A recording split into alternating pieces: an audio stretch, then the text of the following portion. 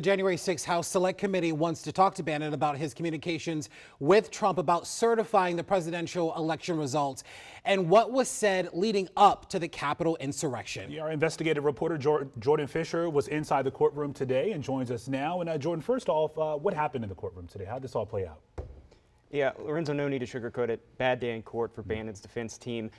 We should start where they left off, which is telling the judge what's even the point of going to trial if they don't have any defenses they can offer. And that's because today, one by one, they watched the federal judge shoot down all of those defenses.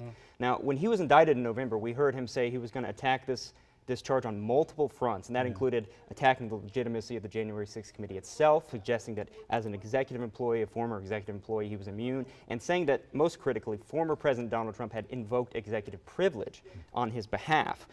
But today, again, a judge threw out all of those defenses, leaving him only a very narrow window that he can offer when he goes to trial, which starts Monday.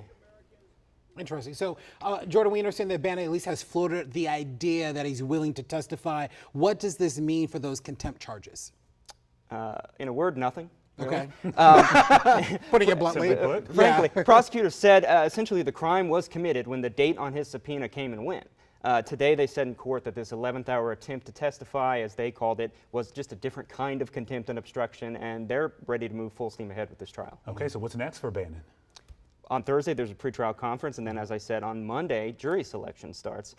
This is a misdemeanor case. Contempt of Congress sounds very serious. It is serious, but it's a misdemeanor charge. It's different, though, than the other January 6th misdemeanor cases you may have heard of, because it has a mandatory minimum sentence. That's 30 days in jail. He's facing 2 counts. The maximum on that is a year. If convicted, he could be looking from anywhere, mandatory minimum 30 to 60 days. One person who will definitely be following this closely, that we'll be looking for a reaction from, is Peter Navarro. He was Trump's White House trade advisor. He's also been indicted now on contempt of Congress charges. All right, Jordan Fisher, thank you so much.